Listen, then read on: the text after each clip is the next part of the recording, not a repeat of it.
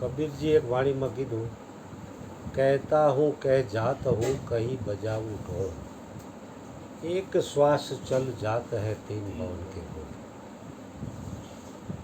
તો જે મહાપુરુષોને એના શ્વાસની કિંમત થઈ અને વાણી દ્વારા જગતના લોકોને ચૈતવા. કારણ કે શ્વાસ ખર્ચી અને ઘણું બધું આપણે મેળવી શકીએ. ધન મેળવી શકી, સત્તા મેળવી લઈ, વાહવાહી મેળવી લઈ, પ્રસિદ્ધિ મેળવી લઈ. તો બધું મેળવેલું છેલ્લે એક પલ્લામાં મૂકો તો એક શ્વાસ તમને મળે નહીં. એટલું કિંમતી છે શ્વાસ. જિંદગી આખી જે કંઈ કમાણી કરી બધી આપી દો ને તો એક શ્વાસ તમે જીવી ન શકો વિશેષ. એટલે જે મહાપુરુષોને સમયની એટલે કે શ્વાસની કદર થઈ છે અને ભજન સિવાય કાંઈ કર્યું નથી, સત્સંગ સિવાય કાંઈ કર્યું નથી. આપણે અહીંયા અંદર સૂત્ર એક મારેલું છે, સમય, શરીર, સંપત્તિ અને સત્તા આ ક્યારેય કોઈને સાથ આપતા નથી. કાલ મરી જવાનું છે તો અભિમાન છે ને, તો એમાં પહેલો વહેલો સમય લીધો. કારણ કે બધી બાબતમાં સમય છે નહીં બળવાન છે.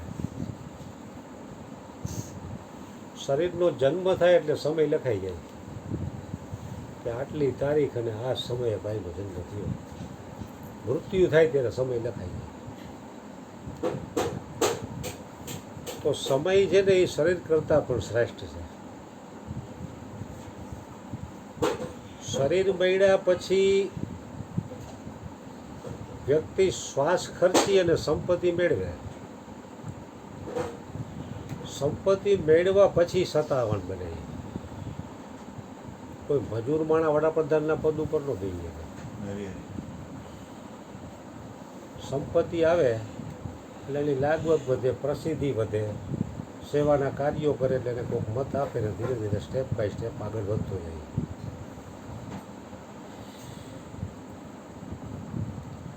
તો જે મહાપુરુષોને આ સમયની કિંમત થઈ છે અને સમયનો સદુપયોગ કર્યો છે. बड़ा देश वो नहीं है जहाँ बड़ी बड़ी लंबी लंबी बिल्डिंगें हो. बड़ा देश वो नहीं है जहाँ बड़े बड़े लंबे लंबे आदमी रहते हो. बड़ा देश वो नहीं है जहाँ बड़े बड़े धनवान रहते हो. बड़ा देश वो है कि जहाँ बड़े में बड़ा जो परमात्मा है उसी के साथ तार मिलाने वाला कोई फकीर रहता हो वो देश बड़ा है. કારણ કે જે દેશમાં એવા ફકીરો છે પરમાત્મા એને તાર મિલાવવાવાળા એ દેશ મહાન છે. નકર સત્તા, સંપત્તિ ને સુખ સાહેબી તો વિશ્વના ઘણા દેશોમાં છે. છતાંય પરમાત્મા એને તાર મિલાવવાવાળા હરિગુરુ સંતો ભારતમાં જેટલા વિશ્વમાં બીજે ક્યાંય નથી.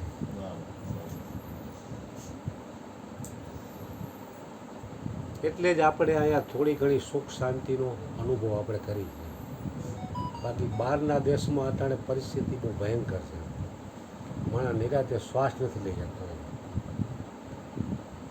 એટલે હરિગુરુ સંતોની કૃપા ભારત ભૂમિ ઉપર વિશેષ છે. રામ અને કૃષ્ણ જેવા પણ ભારતમાં જ પ્રગટ થયા છે. આવડું મોટું બ્રહ્માંડ હતું છતાંય ભારતમાં જ પ્રગટ થયા.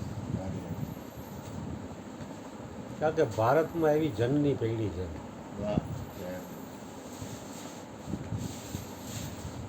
જનની જણ તો ભક્ત જણ, કા દાતા અને કા સુર, નહીતર રેજે વાંજણી મત ગુમાવીશ તેરો નૂર. એટલે એવી જનની છે ને એ ભારતમાં પેઢી છે. કારણ કે આ ધરતી માતાનો જેવો પ્રભાવ છે વિશેષ. એટલે હરિગુરુ સંતોનો તો જેટલો મહિમા ગાય એટલો ઓછો છે. કારણ કે હરિગુરુ સંતોનો મહિમા જેટલો જેટલો ગાય એટલો એટલો વ્યક્તિ એના રૂપ બનતો જાય છે.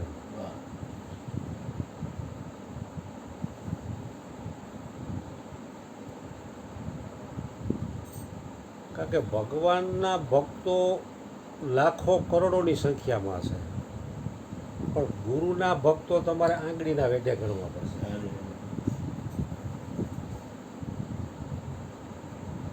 કારણ કે ભગવાનના ભક્તોમાં ભગવાનનું તપ કરો, એનું નામ લ્યો તો એ તમને જે વસ્તુ માગો એ આપી દે.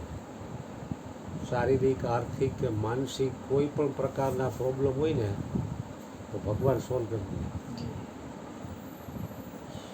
એ દયાળુ છે કે હવે કોઈ પણ બાને મારું નામ લે છે ને બિચારો નથી લેતા એના કરતાં તો સારો છે એમ.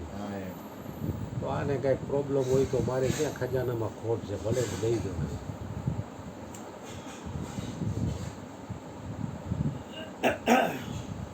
પણ ગુરુની ભક્તિમાં ગયણા ગાંઠા માણસો.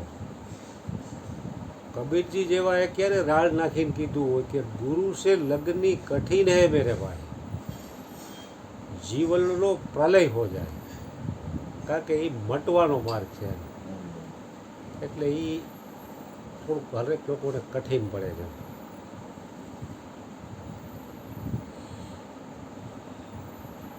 કારણ કે એમાં મનમાની થાય નહીં. કોઈ પણ વ્યક્તિએ કાંઈ પણ પ્રોબ્લેમ હોય ને માનતા કરી હોય ને જો માનતા સફળ ન થાય તો પછી એમાં બાંધછોડ કરવી નહીં, ઘઈ ભોઈ નાખે કે મારું અમે ક્યાં કામ થયું છે. એટલે મોટે ભાગે આ લોકો જગતના જીવ લોકો રહ્યા ને એ ભગવાનને પોતાનો નોકર સમજે કે તું મારું આટલું કામ કર ને તો હું આમ કરું, નહીંતર નહીં.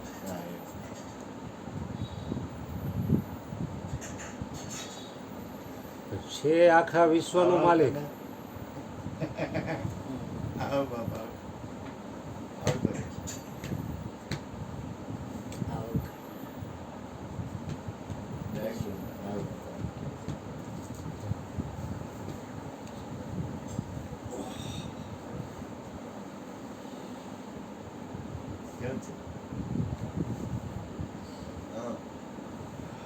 છે આખા વિશ્વનો માલિક, પણ જગતના લોકોને નોકર બનાવી દીધો કે મારું આટલું કામ થાય ને તો હું આમ કરું. ગુરુ પાસે પણ ચેલા અમુક લોકો એવી ડિમાન્ડ મૂકે કે જો હું આમાંથી આ જો વહેંચાઈ ગયું ને આટલા મને મળ્યા તો હું એમને આટલા આપીશ. પછી કામ પતી જાય પછી એમ થાય કે હવે એને ક્યાં જરૂર છે, એ 1,00,000 કરે અહીંયા નો રહી તો હાલશે, આપણે નહીં રહી તો બીજાય મળી જાય. પછી બાંધછોડ કરવા માંડે. કારણ કે આ શું છે, તમે ઉપવાસ કરો ને એટલે બીજે દિવસે બહુ ખાઈ ન હોય. મને તો અનુભવ છે. ઉપવાસ કરો એટલે બીજે દિવસે તમે પૂરતું ખાઈ ન હોય. એવી રીતે ધન જેમ જેમ ઓછું હોય ને એના પાસે દિલાવરગીરી જેટલી હોય એટલી ધનવાન પાસે ન હોય. કારણ કે ટીપે ટીપે ભેગું કરીને તો ધનવાન બી ન હોય. કાંઈ નો એનામાં ફકીરી જાજી છે, પણ ભેગું થઈ જાય ને પછી કાંઈક થોડોક માલ બની જાય ને પછી ભૂખ ખુલે. પછી ભૂખ ખુલે. સ્વામી રામ સુખદાસે પણ આના ઉપર કીધું છે કે સરોવર में जितना जितना पानी बढ़ता है उतना ही उतना कीचड़ भी बढ़ती है. ટાપો ઘરમાં 15 ફૂટનો હોય, 10 ફૂટ પાણી પીવું તો 10 ફૂટમાં જ સેવટ થાય. પછી જો 12 ફૂટ થાય ને તો 12 ફૂટમાં બધે થાય. એટલે એ ભેગું આવે છે. હરિગુરુ સંતો આનાથી ઉપર ઉઠેલા છે. मुनि शार्दुल श्री वशिष्ठ जी महाराज कहते हैं कि राम जी धन संपत्ति और पद प्रतिष्ठा की इच्छा तुम स्वप्ने में भी कभी मत करना, क्योंकि वो विष समान है. जहरीला सांप जब डंक देता है तो एक ही शरीर का नाश होता है, लेकिन ये इच्छा तो तुझे 84 लाख जन्मों में भटकाने वाली.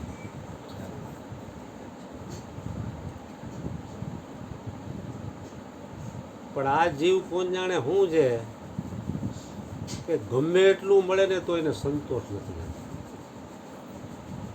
આ તો સારું છે કે અન્નમાં ઓડકાર આવી જાય એટલે માણસ વધુ નથી ખાતો.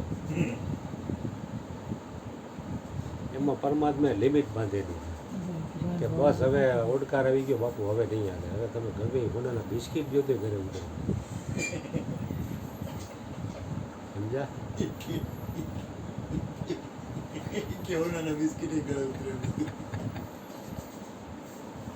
આપી દો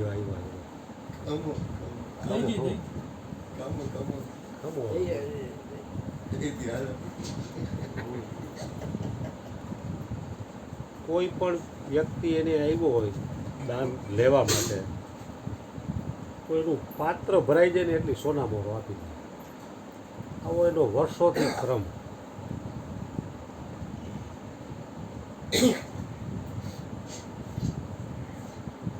તો વર્ષોથી આવી રીતે સોના મોરનું દાન કરતું હોય.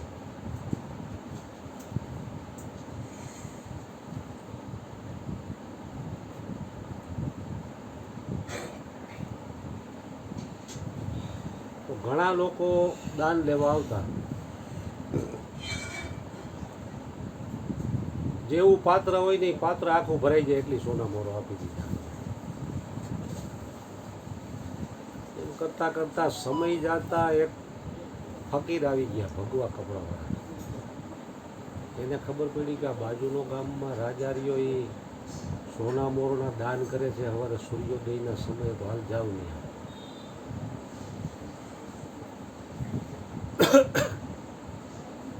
તો એને કમંડર કાઢ્યો. તો રાજા તો એના તિજોરીમાંથી ખોબા ભરી ભરી મીંડો ઠલવા. 1 2 3 4 5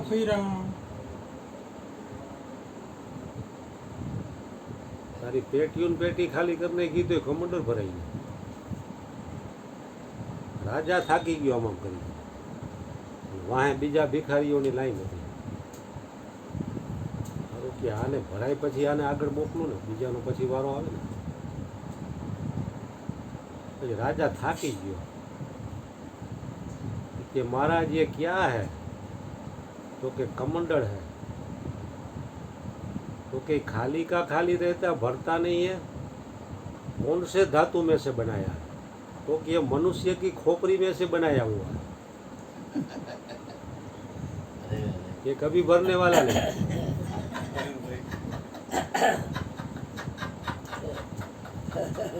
કે મનુષ્યની ખોપરી જે એક પરમાત્મા એવી બનાવી છે કે એમાં અનંત કોટી બ્રહ્માંડનું સામ્રાજ્ય ઠલવી દો ને તો એ ખાલી ખાલી જ રહી.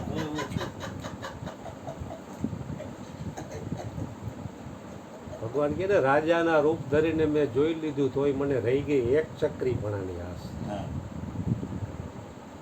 સમંદરના રૂપ ધરીને જોઈ લીધું તોય મને રહી ગઈ સ્વાતિ બિંદુની આસ. કારણ કે મનુષ્યની ખોપરી એક પરમાત્મા એવી બનાવી નાખી છે ને કે ગમે એટલું એમાં નાખો ને તો ખાલી ને ખાલી. અને છતાંય માણસ રાત દિવસ પૂછે એમાં જ મરે. ભગવાન બુદ્ધ એના એક શિષ્ય આનંદાઈ રે એક નગરમાં ફરવા નીકળ્યા. તો ફરતા ફરતા તરસ લઈ ગઈ. તો ખેડૂ કૂવામાંથી પાણી સીધો ત્યાં ગયા. તો ખેડૂ કૂવામાં નાખે, નીચે આવડું મોટું બાખું, ઉપર આવે તા ખાલી.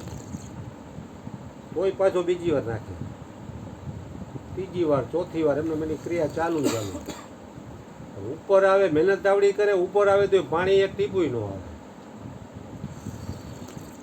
શિષ્ય આનંદ કે બાપજી આનામાં બુદ્ધિ જેવો છાંટો છે કે નહીં? હા, અહીં આવતું નથી તોય મહેનત કરે કે કાંઈ બોલમાં આખું જગત આમ જ છે, હાથમાં કાંઈ નથી આવતું, હાથમાં કાંઈ આવતું નહીં તોય પૂછે જ મરે છે.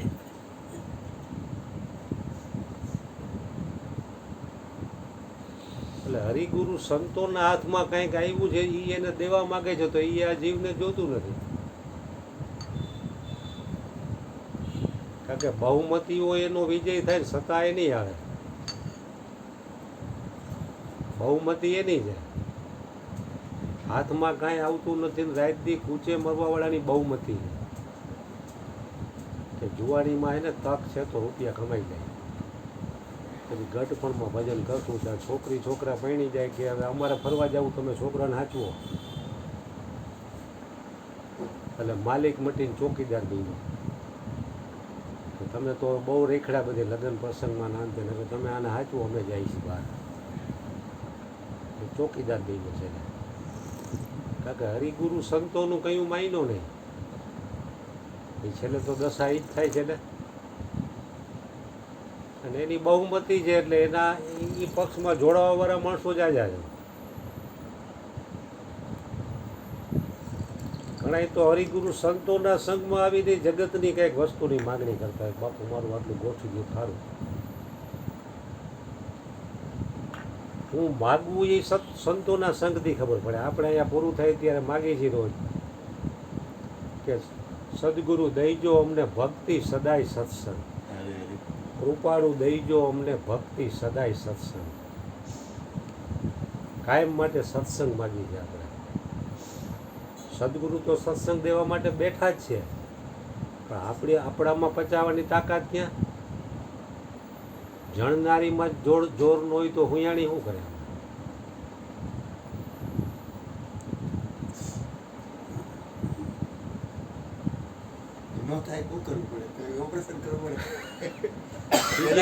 સિઝેરિયન આવે, સિઝેરિયન. પેલા ઓપરેશન પેલા તમે નહોતા, તમારી વાત નથી, બૈરાવની વાત છે.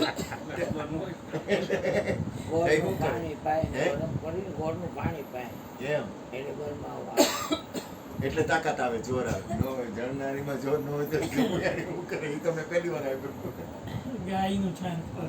એ તો હવે ખબર પડી. આસારામ બાપુએ નોર્મલ ડિલિવરી કરવાનો એક પ્રયોગ બતાવેલો કે નોર્મલ ડિલિવરી કરવી હોય ને તો ગાયના તાજા છાણનો રસ છે ને એક કપડામાં ગાળી દેવો. પછી જે બેનને ડિલિવરી આવે એમ હોય ને એને નારાયણ હરિ એમ 5 વાર બોલી અને એ રસના 2 ચમચી પાઈ દઈએ. 2 ચમચી પાવ ને એટલે ઉબકા આવે એટલે ડિલિવરી થઈ જાય. કે કુંતા માતાએ ભીમ જેવા ભીમને એમનો જન્મ આપી દીધો, તમે એ કે છછુદર સાહેબ બાળકોને જન્મ નથી આપી શકતા? અટાણના છછુદર સાપ જ છે. ભીમ જેવા ભીમને જન્મ આપી દીધો.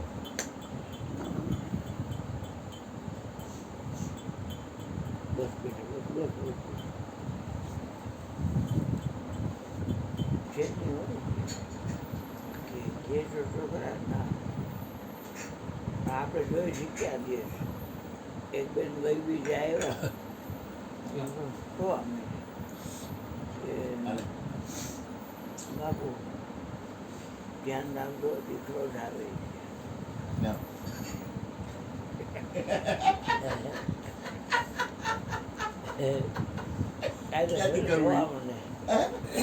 આવશે ને તો નહીં જામે. આખો પંથ ભેગી રાખી અમે ક્યાં ચડે દીકરો જ આવવો જોઈએ નહીં એમ બોલ જે દીકરો આવો. અમારા તો કઈ છે નામ છે, દીકરી આવે દીકરો આવે પાવડી આવે નામ છે. એ કોઈ પગડા કાઢવા આવું જ નહીં બને ત્યાં સુધી. પૈસા માટે માગવું નહીં. દેવા હોય તો કઈ વાંધો નથી, બાકી લઈ જવાની વાત એ લોકોની ઈચ્છા. ખીચામાં પરાણ નાખે તો આપણે કઈ થોડું કઈ કોઈ ના પડે. નામ બસ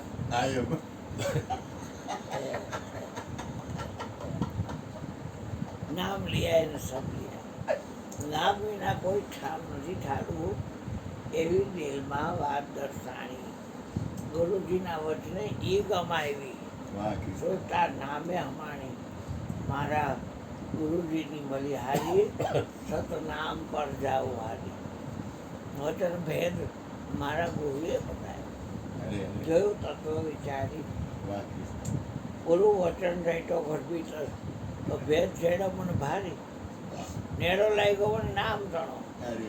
ભેદ ને ભરમ ના ભાંગી ભૈજા દેવ સદગુરુ સાહેબને આ તનમાં લાગી તાળી મારા ગુરુજીની બલિહારી છેલ્લી કડીમાં કે સૌનું શબ્દની માળા આપી નિર્ભય નામ નિશાની ગુરુજી આપી દીધી નિર્ભય નામની નિશાની દાસી જીવન સત ભીમના ચરણે ઓર આનંદ લહેરાણી મારા ગુરુજીની બલિહારી સતનામ પર જાવા એ તમને કહી દીધું હોય તો કાલથી ન આવું હોય તો કાંઈ નહીં નામ છે બીજું કાંઈ નથી તમે એમ કહો કે છોકરા થાય તો ઈ એમ નહીં થાય કોઈના પૈસા પૈસા કાંઈ છે નહીં આપણી આ પાસે.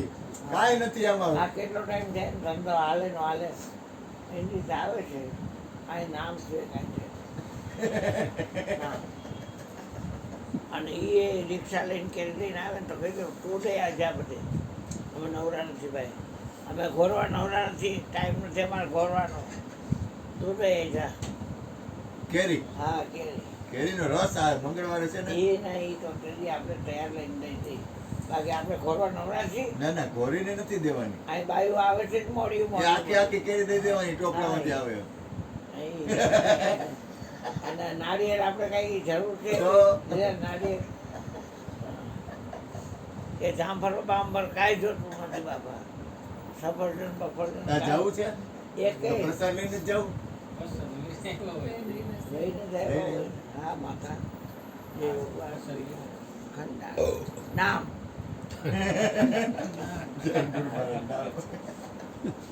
આવતી કાલે. કોઈ પૂછે તો કહી દે બાપુ કઈ જાણતા નથી ખાલી નામ બાપુ એમ કાંઈ છે જ નહીં એમ કહેવાય નામ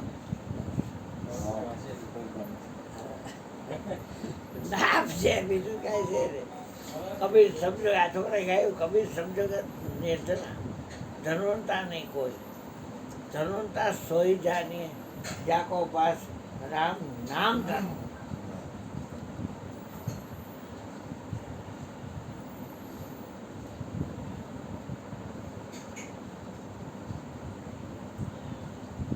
હાલો ધૂન બોલે છે બોલો સદગુરુ મહારાજ ભેગી ના થાય પછી હારા જે થાય એ ફળ